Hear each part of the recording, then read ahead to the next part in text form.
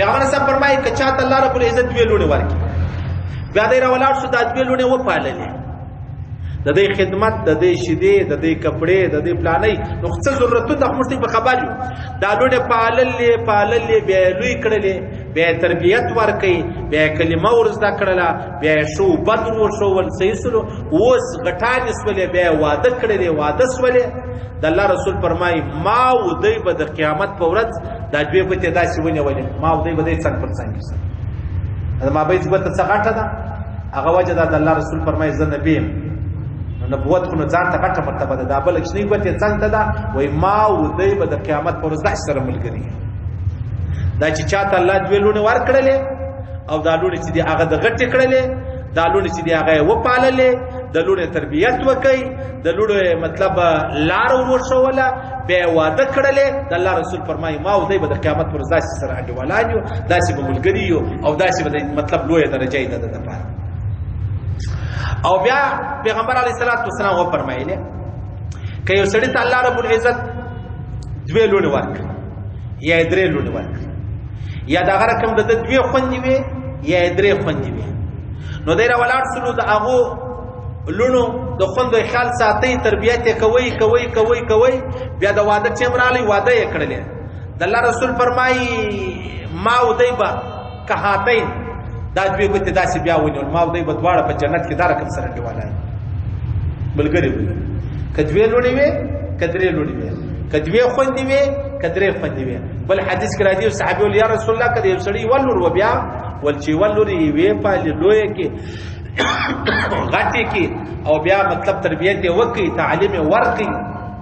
بیا د واده وخت راغلی واده یې کړله ما او دی به دا رقم لکه دا دوې ګوتې یوه لور چا درلوده دوې لوڼې چا درلودې درې لوڼې چا درلودې یوه خور چا درلوده دوې خوندې چا درلودې او درې خوندې چا درلودې هغه یې وپاللې هغه یې لوی کړې هغه یې واده کړلې د الله رسول فرمایي ما او دی به داسې ما او دی به په جنت کې سره ملګري یو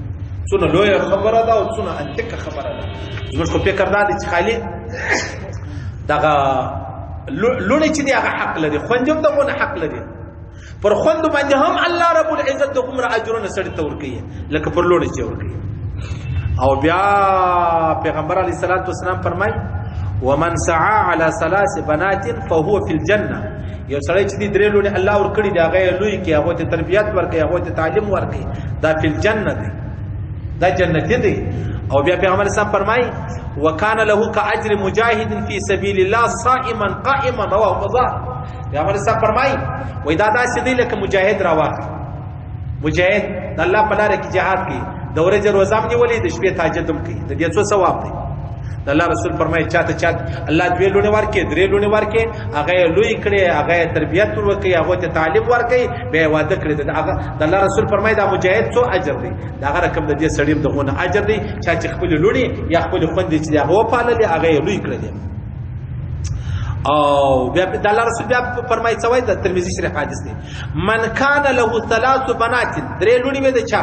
او ثلاث اخوات یا درې خوندې وې د چا او بنتان او اختان یا دوې لوڼې وې دوې خوندې وې فاحسن صحبتهن واتقوا الله فيهن دا هغه رقم دې ته ښه تربیت چې دی هغه یې وکړي د الله سبیل دلته دی په حواله باندې فله الجنه دا جنت دی د الله رسول فرمایي دته الله جنت ورکوي پر دې باندې بیا د الله رسول فرمایي من كانت له انثى فلم يئدها ولم يهنها ولم يؤثر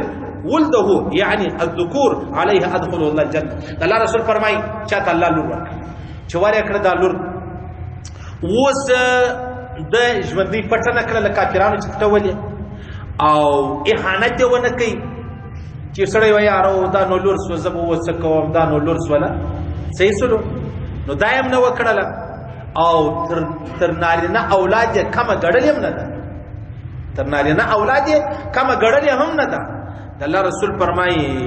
ادخله الله الجنه الله به دا سړی جنت سره بیا یو دا جنت دی الله ته که غواړئ ځان د مهمو اسلامي معلوماتو څخه خبر کړئ د الحاج مولوي نورالدین اغا په نوم فیسبوک پاڼه خوښه او له نورو سره یې شریکه کړئ